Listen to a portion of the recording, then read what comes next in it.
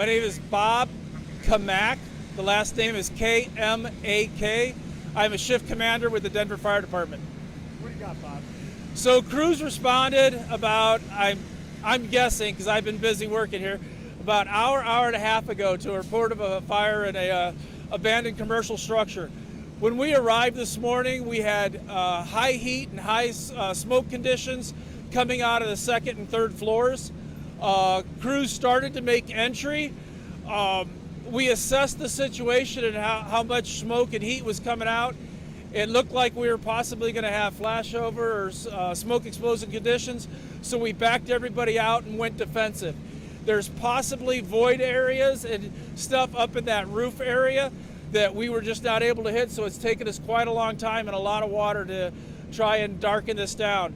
We have since, in the last 20-30 minutes, started to have partial collapses of the building and partial collapses of the roof, which has actually given us access to the rest of the fire. So far, we have had no reports of any injuries, fire or civilian. Like I said, the building was reported abandoned, and we won't be able to confirm all of that until after the fire is out and we're able to go and do overhaul. We do not have anything confirmed of anybody living in there, but there's a very real possibility somebody could have been in there or at one time. Can you talk about the drone?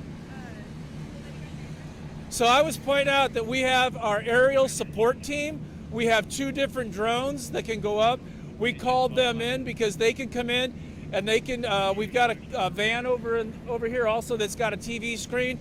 The incident commander can go around and he can see where our collapse areas are at. We have infrared ability with that drone to see where all of our hot spots are at that we need to see. And then also now they're going around and we're just assessing our collapse areas. Bob, can you talk a little bit about how real that possibility was of a collapse and why you kept people out? There had been reports from crews that have been in there recently for different calls or reasons. They knew that there were already some holes in the floor. So that was something we took into consideration. And then just by reading the smoke, seeing what we have, the age of the building, and the fact that it's abandoned, it just was not worth putting members up into that building with that. Have you know about any damage to other buildings? I'm sorry, go ahead. Do you know about any damage to the neighboring buildings? To the neighboring building? We do not. It does not look like the fire has extended into the building that's directly adjacent. And we are continuing to assess that. We've been watching that the whole time, trying to make sure that does not extend into there. Have you had other calls here recently? I don't know for a fact what calls we've had. Any idea how long this building has been abandoned? I do not. I do not know how long it's been abandoned. Do you know about how many trucks responded? I do not offhand. Yeah, I don't offhand, but I can get you that number. And you said there's been other calls here. Do you know if there were other fire calls? Like I said, I know that crews have been in there for other reasons and stuff, so they had already known whether it's been doing a pre-plan of it or if we have had other issues there. I'd have to look those up. But crews knew that there were holes in those floors.